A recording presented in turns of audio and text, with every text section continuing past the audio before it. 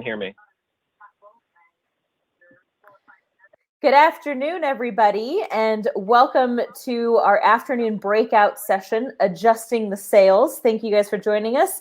Hopefully you all had a great chat and chew, able to do some networking, talk to some new people, make some connections. My name is Jamie Brewer. I am the secretary on the CRA board. I'm also a senior manager at Community Reach Center, which is just outside of Denver, Colorado. And my agency runs multiple different crisis programs, including a crisis residential and a crisis respite. Just a few things before we hop into our session here.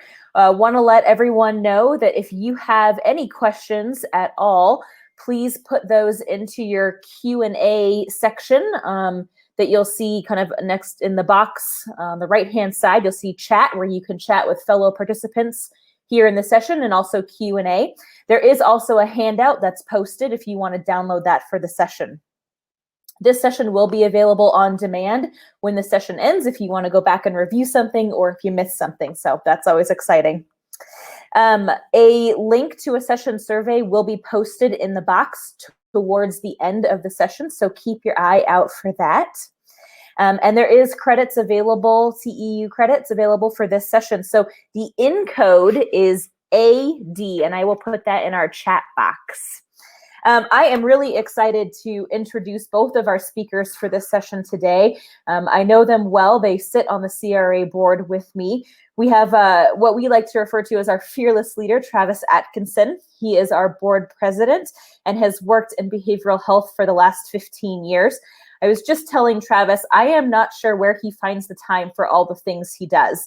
Not only does he do all these wonderful things for our association and furthering the movement for crisis residential, but he does a fantastic job working over at TBD Solutions, and he just started seeing clients. He's also got 3 daughters, so I told him I would really appreciate it if he shared his time creating device with the rest of us.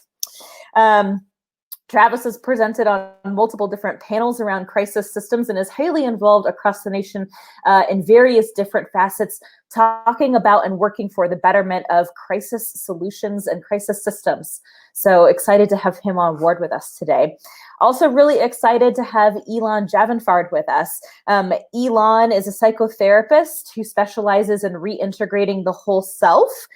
He's the Associate Division Director of Crisis Residential Services with Didi Hirsch, and that is in Los Angeles County, California.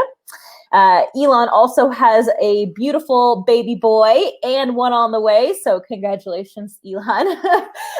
Elan really is a go-to for things crisis. He oversees 24 crisis residential beds, and he is just, let me tell you, a very smart guy. So if you have questions, he's definitely a go-to. He also serves as an adjunct professor at Pepperdine University. So again, just lending to, the fact that he's extremely smart, but also very approachable. So again, if you have questions, great person to go to. So without further ado, I am going to go ahead and let Elan and Travis take it away with their presentation.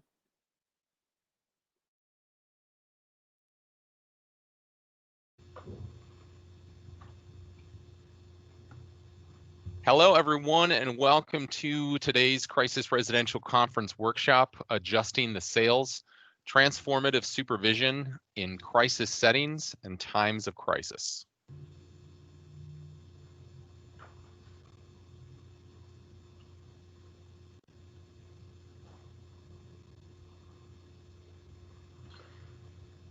As the beginnings of the COVID-19 pandemic started to hit us and approached, many of us started to struggle and realize that supervision was not going to look the same during this time as it did prior. As someone who was teaching online for several years before the pandemic, I felt that going into supervisory experience online was going to be seamless. It was going to be an easy transition due to the fact that I've had experience with the online platforms. However, what I found automatically was there was awkwardness. There was an absence of body cues. There was an absence of all of the skills that I held dear and salient as a supervisor to be able to best understand how to work with my supervisee. We both went from working directly in the residential setting in the same shared office to spending time at home while the supervisee was on site on a different floor from all of the patients. So many things needed to be adjusted, and we will spend some time discussing those adjustments and those changes that we went through. So I want to take this moment to introduce myself. I'm Elan Javanfard with Didi Hirsch Mental Health Services in Los Angeles County, where we oversee several crisis residential programs and a substance treatment facility as well. I'll pass it on to my colleague. Thank you, Elan. My name is Travis Atkinson, and I am a crisis systems consultant for TBD Solutions. I've also been leading effective management trainings for the past 4 years, and have helped train over 350 managers in behavioral health and social services. Along with Elan, I'm also a proud board member of the Crisis Residential Association, and we are also some of the founding members of the association as well. So it's great to be with you here today. So today we're going to be talking about what supervision considerations need to be made in times of crisis and in times of uncertainty. And the first step there is to define what the critical components are of effectively supervising people. So many of you out there are probably clinical supervisors. So you have a master's degree perhaps, or some type of clinical degree, and you're supervising other people who are doing clinical work. And so typical supervision can mean something a little bit different than clinical supervision. And we're going to dive into components of both of those, but we really want to focus just overall on the management and director and leader experience of supervising people, identifying what those critical components are, and then how to adapt and make those adjustments like Elan was talking about to make sure that we can continue to keep our staff engaged and feeling valued and productive. So one of the first 4 critical components of effective supervision is something called a one-on-one. And this would also be referred to as supervision, but we know that that term can carry a kind of a certain weight to it. So one-on-ones are a time where you spend with each of your direct reports, or the people that you directly supervise, and you do that for about 30 minutes once a week. Now, these are times that are set on your calendar. Think about anything important that you do in your week and how it is given consistent scheduling. Oftentimes the important things start on time and end on time. The same thing would go for your one-on-ones. Now, some people raise some concerns when they say 30 minutes with every person I supervise. You know, we're talking about 6 or 7 hours a week. And for some of you, maybe that's even more. And what I would venture to say is that if you proactively put this time into your schedule, you will actually find out that you will have more time in other parts of your week if your staff feel like they always know that they have a time they can come talk to you. So one-on-ones are really intended to allow the person that you're supervising to voice their concerns or their questions first. Management relationships are so often predicated on the supervisor bringing neutral to bad news to the person who's being supervised. And we're trying to flip that on its head and change the dynamic of interactions with your supervisor so that they are not something that is considered punitive or that has a level of worry associated with them.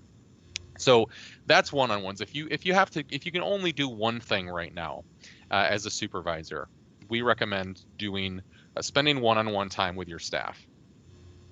The second is feedback. So feedback also has a negative connotation to it historically, where anytime a boss might say, hey, can I talk to you or can I give you some feedback? The employee immediately thinks that something is wrong. Good feedback does not mean it's only positive feedback, but good feedback addresses or shapes future behavior. And that can be done through reinforcement of a positive behavior, or it can be done through shaping a future behavior into something different than what was provided.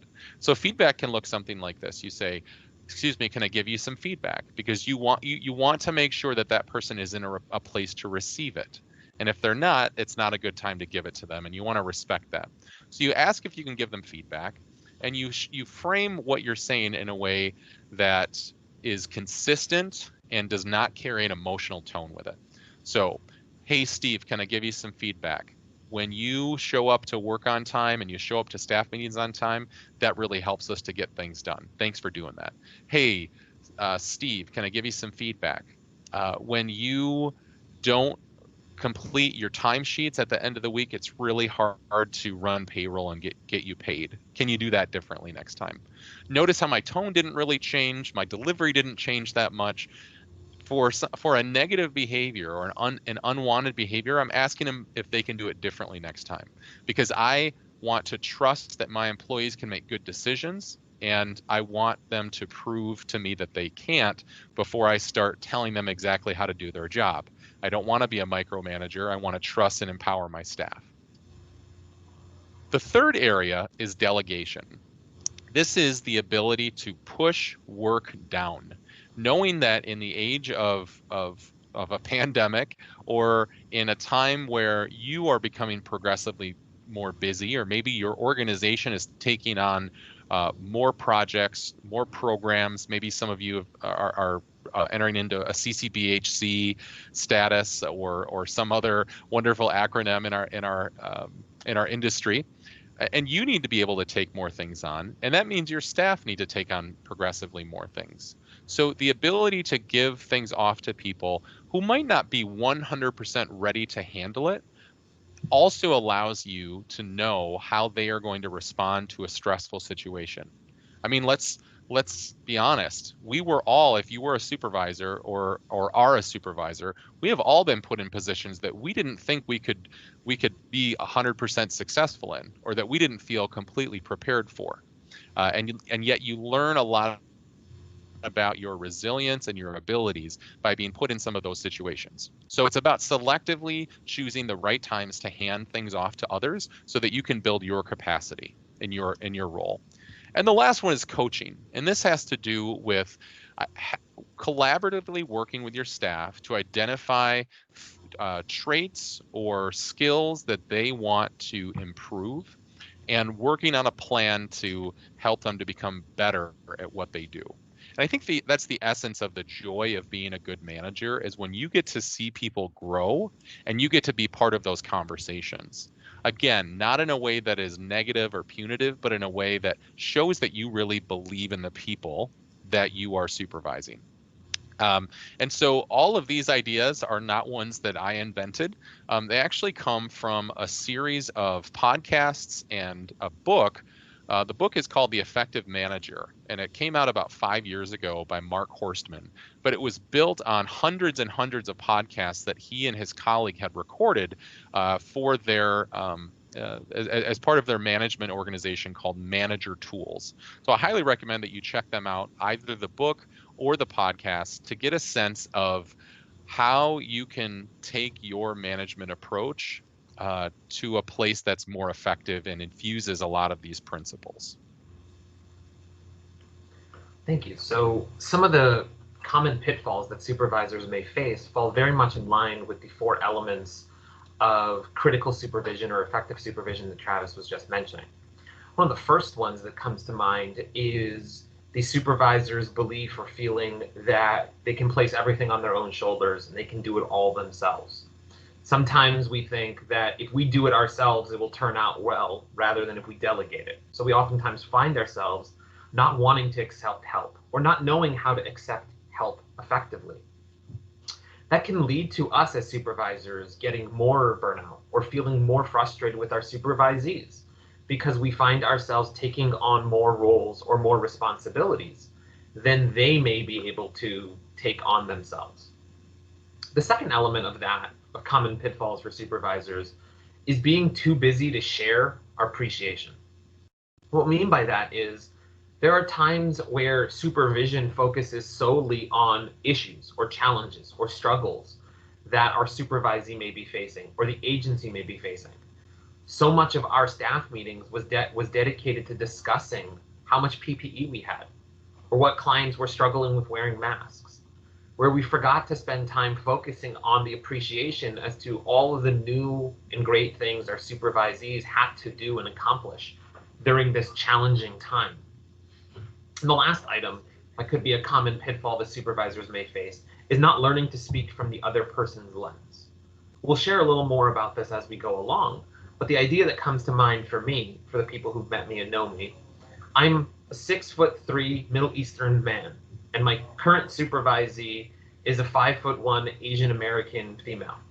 And some of the feedback I presented to her, told her to do with clients, was congruent with my personal lens of somebody who is presenting as differently to the client.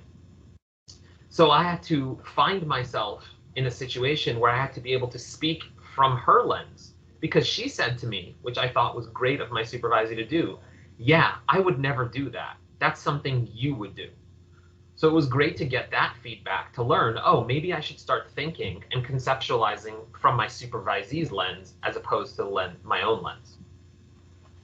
So as we move forward in discussing a little more about managing during uncertain times, some of the elements that we want you to consider is not to second guess yourself in regards to what you are doing. Make a plan that you are confident with based on what you know how to do and move forward. If you need to adjust that plan in the future, that's okay.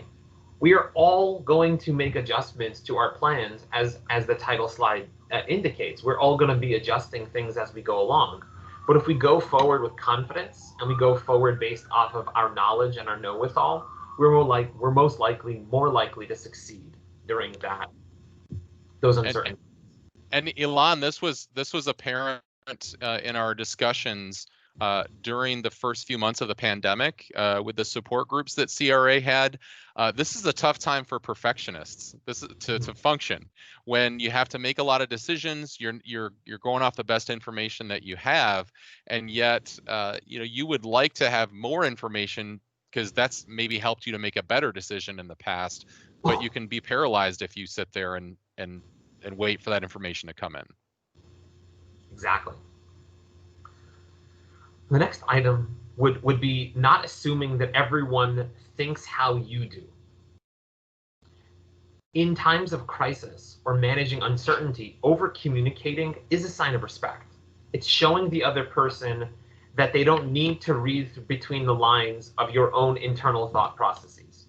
No matter how many times Travis and I have presented together or worked together, I can't assume that he's going to pick up what I'm thinking just by staring at the screen and staring through him. We have to be able to communicate with each other and share with each other these things during these specific times, because our words and our choices are going to be taken a lot more directly when we are managing situations that are challenging. So the third one is to honor people's time and their effort. It is hard to show gratitude when you're fatigued, and it's also hard if people aren't performing in the same way that they were before. But one of the observations that I made in the first few months of the pandemic is that this has been a great equalizer to everyone. And I don't say great in like a happy way. I mean like a big way. This has been a significant equalizer where the people who are providing services, whether it's in healthcare or in behavioral health crisis care, are in many ways going through the same things that the people that they are serving are going through. But spend time appreciating people in new and unique ways and specific ways for the work that they're doing. And kind of related to number one is don't be paralyzed by fear. Do the next right thing. What does your gut tell you? Sometimes I think that like an on-call system can enable people to not make decisions for themselves. As supervisors, the first time you got that pager or that cell phone, depending on how long you've been in this business, you had to make a decision, and somebody trusted you to make that decision, and you based it off of what you knew before. These times are very much the same. People will give you grace if you made a decision that was based on logic or intuition or precedent, but do something, because sometimes doing something and then fixing it is better than not doing anything.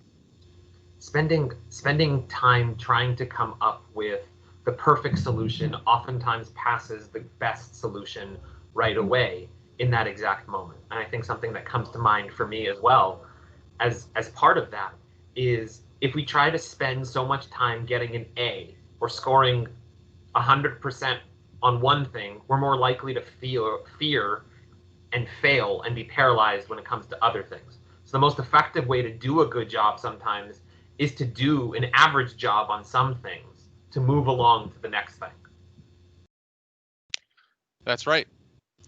And then the last one is that while this is a time of crisis, or while there's a time of uncertainty, this is where you start to get to see people's true colors, and you get to see people lead or do amazing things.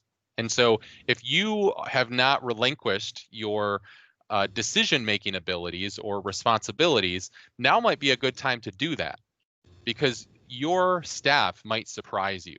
The other people that you supervise, they might impress you, but they can't do that if they don't have a chance to do that. And they honestly might even do a better job at some things than you. And then you'll have to, be faced with a decision of how much am I caught up in my identity of taking care of that responsibility, when now I know that there's somebody in my crisis program that can do that better than me. So we can think of this for ourselves as well, or for those people around us. But many times stress and or uncertain times shine a light on people's natural abilities and tendencies. For many people you may know in your lives, somebody who was anxious, once the pandemic hit, their anxiety went into overload. Somebody who was calm, the pandemic hit, they went into this Zen-like weird level of calm that was over excessive. Many of the people you work with you may see similar things. It's uncertain times right now, which gives them an opportunity to show their decision-making process, their ability to go ahead and make executive decisions, their ability to think clearly when it comes to uncertainties as well. And we should foster that ability by being sure that we see that in them and then delegating accordingly as well. Yes. So let's talk about self-awareness and supervision briefly. You know how you relate to the work that you do, but do you know how others relate to their work? So this is something called the Johari window. The Johari window is a model that helps us to understand how we relate to the world around us and how others perceive. So it's really about perception. It's about how we perceive the world, and it's about how others perceive the world. And so the 4 windows of the Johari window, the blue one is called open, and that's things that are known to yourself and known to other people. Okay, so those would be things that you're not hiding, that you know good or bad about yourself, that other people know about you. The orange window is called the blind spot. This is something that is not known to you, but other people know about you. Maybe it's that, if you shave your head like I do, that you always miss a spot in the back. That could be a literal blind spot, but because I can't see it and others can, whether it's a physical thing or an emotional piece, that would be a blind spot. Now, something that you know about yourself, but you hide from others, that's the hidden area. And then something that you don't know about yourself and others don't know as well, that pink box in the bottom right corner, that's the unknown. And so the goal is to increase the size of that blue box, where gradually more is known about you and more is known that others know, I should say, more about you. And the other 3 boxes, the blind spot, the hidden area, and the unknown, would get smaller. And that's a good goal for supervision, for yourself as well as for the person that you're supervising, to understand how they relate to their job and how they perceive, let's say, their strengths and their weaknesses. So Elan, you're going to talk about a new approach to feedback. Tell us what this is about. Yes. So based off of what Travis was sharing earlier on in regards to some of the 4 critical elements of supervision, and one of those being feedback, coupled with the fact that some of the most common pitfalls supervisors can experience is not being able to see things effectively through others' lens, not being able to accept help, or being too busy to notice everything that's going on. An idea that came about for me in a training that I received recently was this concept of a new approach to feedback. And the word anew in caps, because it will help be an acronym for the steps about asking for feedback. The feedback that we're going to be discussing here is something that I want to share should be feedback that we are doing outside of the regular confines of our meeting. So if we're doing those individual meetings and supervisions with our staff members, what we want to do is when we want to approach them about presenting them with feedback about something, one way or the other, we want to ask them for a meeting and acknowledge the fact that they're agreeing to meet with us. What that would look like is I might send an email, I might go over and approach somebody and say, hey, Steve, as per the Steve we used before in the other examples, I would love to chat with you about this thing that came up last week on the overnight shift, and see how do you feel about having some time to meet. And if Steve agrees and acknowledges that he would like to meet with you, you want to start off first by acknowledging the fact that he agreed to meet with you and took time out of whatever else he was doing that day.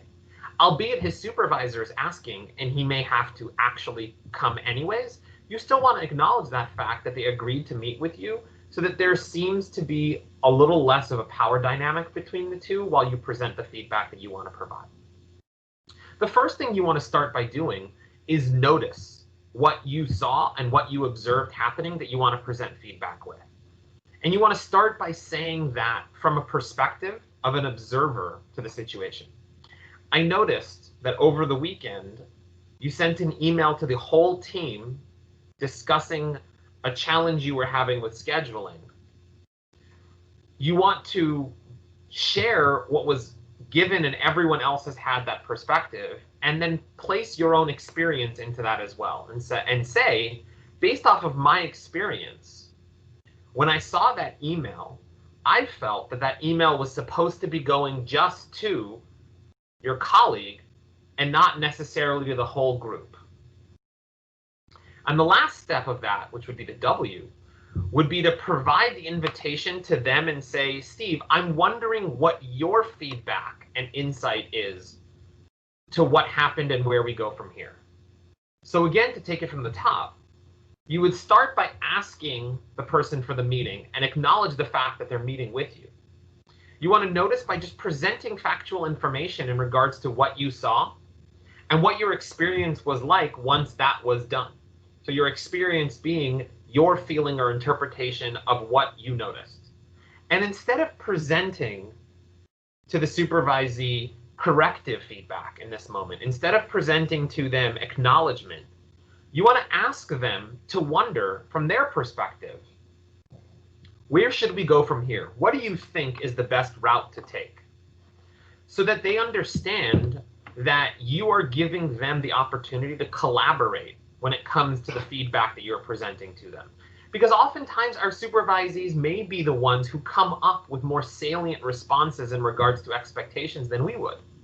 And as many of us are aware, if the supervisee picks the response in terms of feedback on their own, there's a higher likelihood of success that they will take on to that feedback rather than if the feedback was provided from us.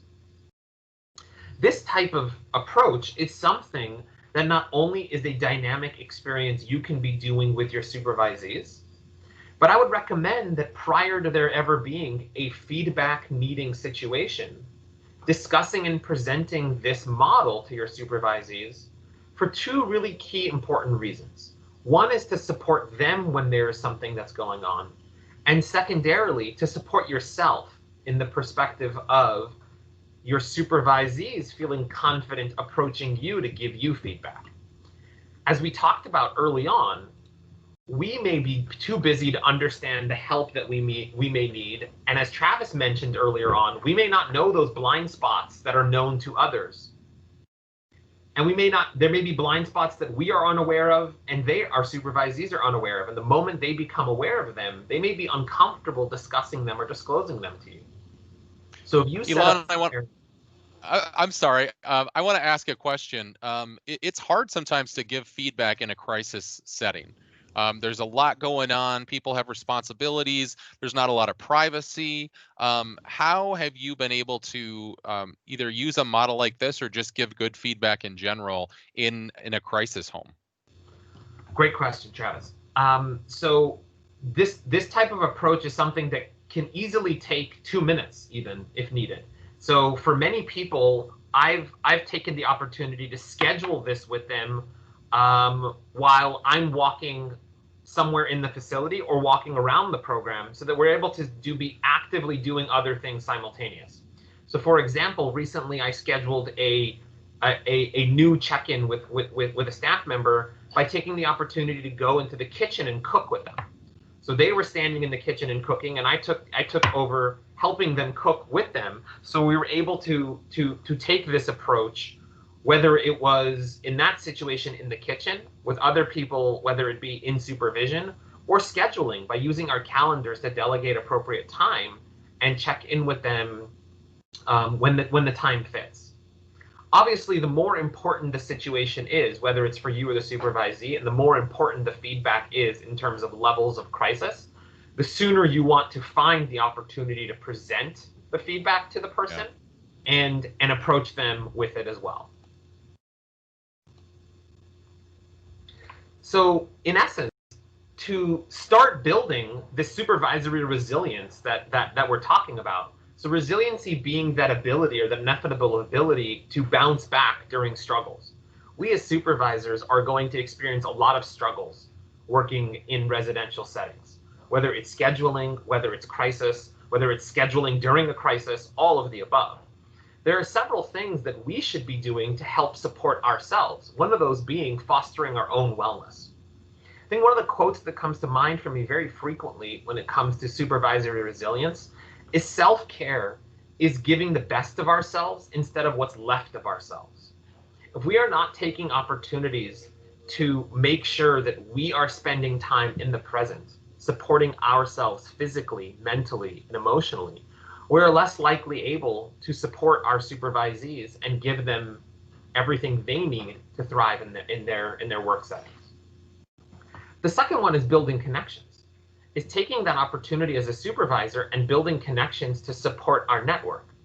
And this isn't necessarily a pitch for this conference or the association, but you can think about how building a connection as a supervisor can be such a wonderful thing to increase your resiliency. I think many of us can think of a moment or the current present we're sitting in where we were burnt out and exhausted with residential work. I've had those numerous occasions where a thought came into my head which said, I should just give up on this. I should just quit. I should become a shepherd and live on a farm and just have a peaceful life for myself. And one of the things that helped me overcome a lot of my burnout was building connections with other supervisors who have been doing this. In many residential care settings, there's only one supervisor on shift at a time, or there's only one manager who manages that facility. It can be lonely, it can be isolative to not have connections with other people. So I would recommend building a network or an arsenal or a toolkit for yourself of other supervisors who've been there and done that. So you can lean on them and they can lean on you when they need support during challenging times as well. And Elan, I can relate to you on that. When I was working in crisis residential programs and I didn't have those connections, my mind would just go into some negative places where I didn't think I could do, like you said, I didn't think I could do the work or that I could handle it or that I was made for it. Fortunately, organizations like yours, I mean, granted, you oversee a couple of the programs, but it's great when organizations operate multiple crisis residential programs because so many colleagues don't get it, that it's not a straight residential program. It's not a emergency outpatient facility. It's this something in between. And so finding that connection, I want to expound on that a little bit actually about building those connections. So if management is hard at times and you feel disconnected, then the solution is to connect with people, is to take a step and invest some of your time. That might even be some of your personal time, not your professional time, to making these connections. So that can happen in a couple different ways. One is manager forums or work groups. So finding people who are trying to work on, the same struggles that you are. Those could be like paid subscriptions. Those could be Facebook groups. Those could be LinkedIn groups. There might be something in your community. That was something that I started with some of my colleagues because I couldn't find one that existed. And so we would listen to some of these management podcasts. And then once a month, we would get together for a happy hour or dinner and just talk about what we learned and how we're trying to apply those things. So just know, if you feel alone, there's a good chance that other people have felt that way or feel that way right now. And then there's also shared interest groups where you can focus on specific areas like public speaking. Think about Toastmasters International, or organizational skills. Maybe you're really good connecting with people, but your desk and your email and your performance evals, it's all a mess. Then finding a shared interest group to work on that. Or maybe it's about health and wellness. Maybe you need a group to relax and get yourself away from work a little bit. Whatever any of those things are, you don't have to do everything that we talk about or that we recommend. But if you want to be a better manager, if you want to be a healthier manager, you must do something. So these are some ideas on taking this from struggle and concept into reality to bringing you closer to being the manager or the person that you want to be. All right, back to supervisory resilience. So the third item in supervisory resilience is finding the meaning. For many of us, there is going to be meaning in regards to why we pick the work we do and why we do what we're doing each day. For any of us who are parents, myself being a parent of a very young kid, you wake up and you have these brief moments that you don't want to share out loud, which are, why did I do this? Why am I choosing to do this? And you have to remind yourself of the meaning, of the choice, of the totality of why you are doing the work you are doing rather than what you are experiencing that moment. I think the person who comes to mind for me the most is Viktor Frankl, who authored the book called Man's Search for Meaning, where he discusses that if somebody understands the why of what's going on, he's more likely to accomplish and overcome any how or any obstacle that comes in their way. So if you're able to focus on the meaning for yourself and your staff, so spending time in supervision discussing what drew people to working in residential care, why they chose to work in this profession rather than others, why they chose to take on difficult shifts or different times as opposed to others, you can focus on that meaning when it comes to difficult times. And the fourth item is going to be embracing healthy thoughts. This is not just an item that we make sure a lot of the clients that we work with are embracing, but it's one that we have to choose for ourselves. And I think an item that fits very much hand in hand with embracing healthy thoughts is better understanding our own level when it comes to what we know and what we can accomplish in terms of the support we provide to others.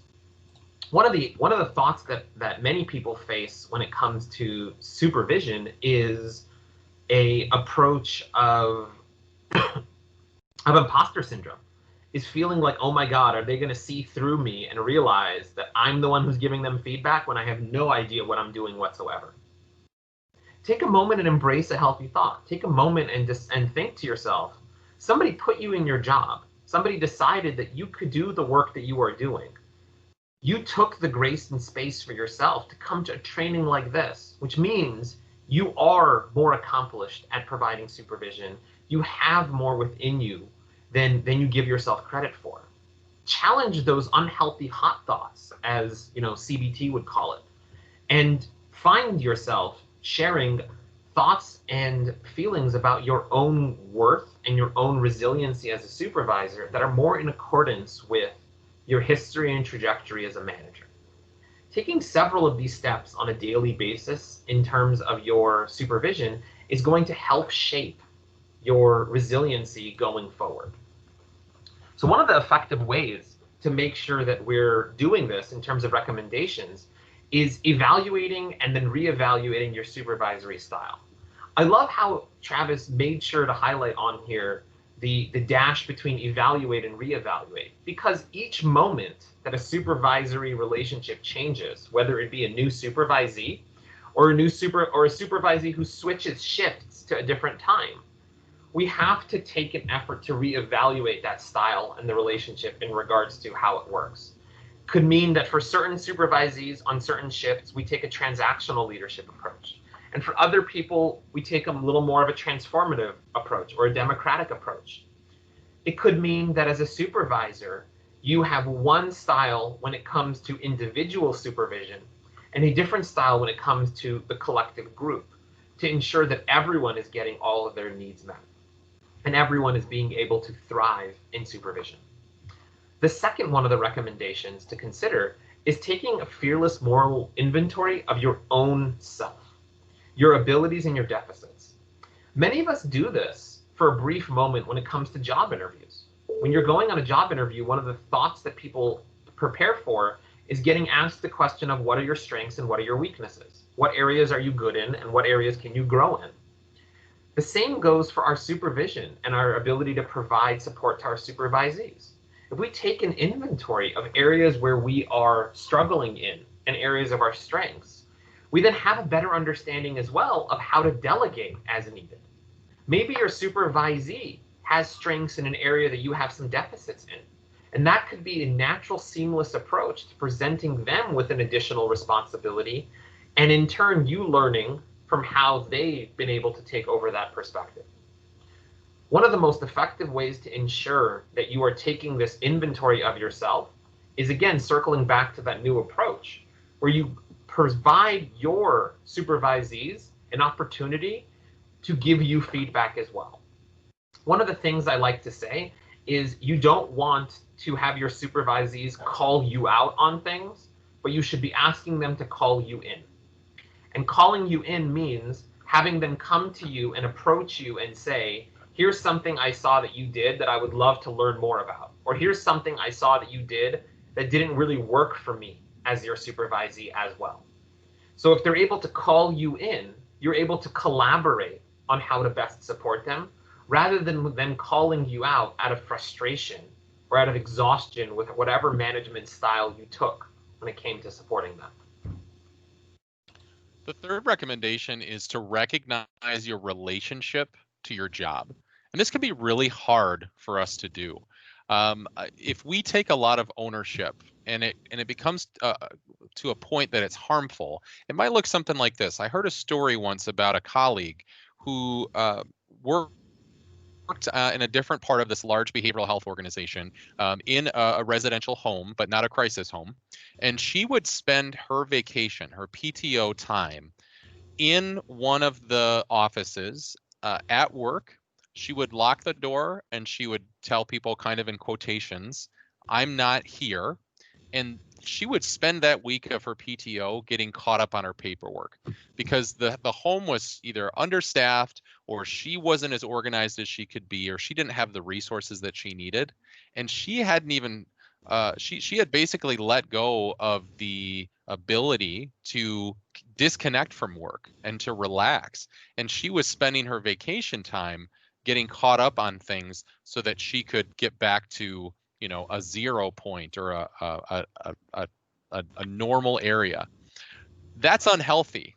If you're checking your email a lot and it's infringing on your ability to relate to your family or the people that you love, the people that you live with, that's also unhealthy.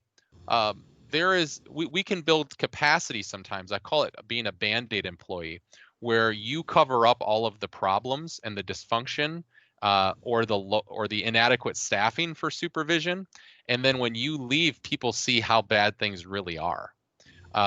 Don't do that. Don't do that to yourself, because you deserve to have a healthy relationship to your job, but you're also setting the stage for a very negative experience or failure for the people that try to replace you. But by recognizing your relationship to your job, you can identify what you need to pull back from or how you need to make that a healthier relationship. The fourth one is to grow. And I kind of talked about this with getting involved in groups of people with similar interests, but it is on you to make a plan for how you are going to take care of your health and wellness inside and outside of work. One of my favorite people who has written about management happens to be Abraham Maslow. For those of you that have a psychology and counseling background, you know that Maslow created the hierarchy of needs, but he also has a book of compilations of his papers and writings about management. And one of the things he says is that a person who wants to be a good supervisor should also want to be a better person in general. And I think that's a great call to action. Think about think of it as if the people who are in crisis, your clients, your residents, as they're coming through your program, and they see you and they say, you know what, I want to be like that person someday. I want to have it together. I want to help other people. Are you giving them a life that they would want? Are you exempling a life that they would want to be living? Or are you showing them some kind of dark underbelly of what working in the field actually looks like? Hopefully the former. Hopefully you are living out these values of health that other people could aspire to, and not ones where you are completely letting yourself go or not looking at your own growth because you're focused on the wrong things. And then the last one is to seek professional help if necessary. No mental health professional should be above getting counseling or therapy or even medications when you need them. It's a sign of honesty and wisdom when you can say, you know what, this is more than I can handle. And you shouldn't make work your place of therapy. It can be therapeutic at times, but it's not a place to work through your feelings of depression or anxiety or anything else that you're struggling with. And that when you're healthy within, you're setting a good example for your staff to take care of themselves too. So those are the next steps. Those are the recommendations that we made about supervision style, being honest with yourself, and how you relate to your job. And so I'm going to turn it back over to Elan here to wrap things up. Yeah, thank you, Travis. So as we started off in the beginning of this journey together, we talked about my relationship with the supervisee and the struggle we had and the awkwardness of moving towards being online. What we realized is that we got to a point where I was able to present the supervisee with feedback by taking a new approach, and they were able to do the same.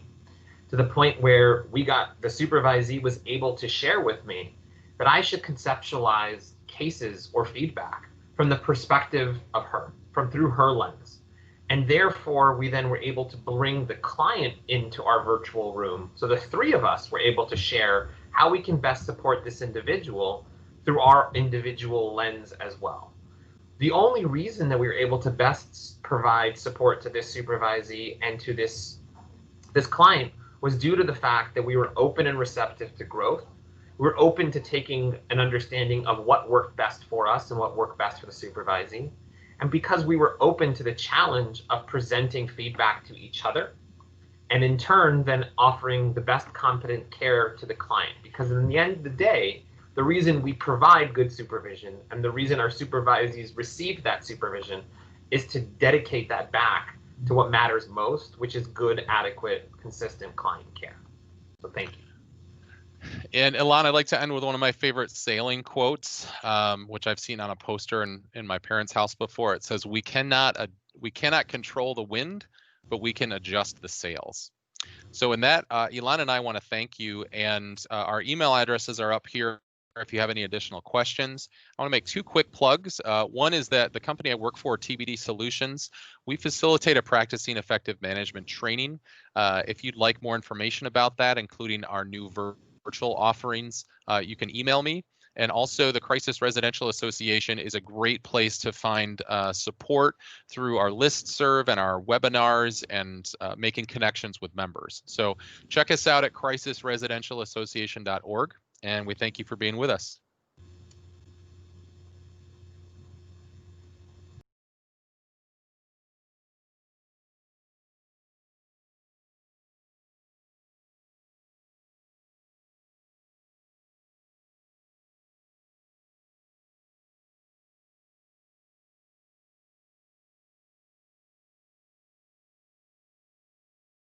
Just for those of you, our out code is RD. I just posted that in the chat.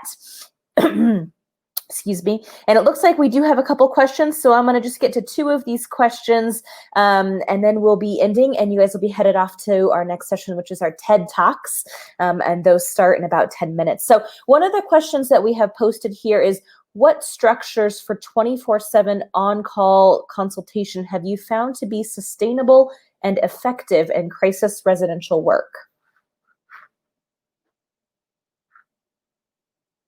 It's a great question.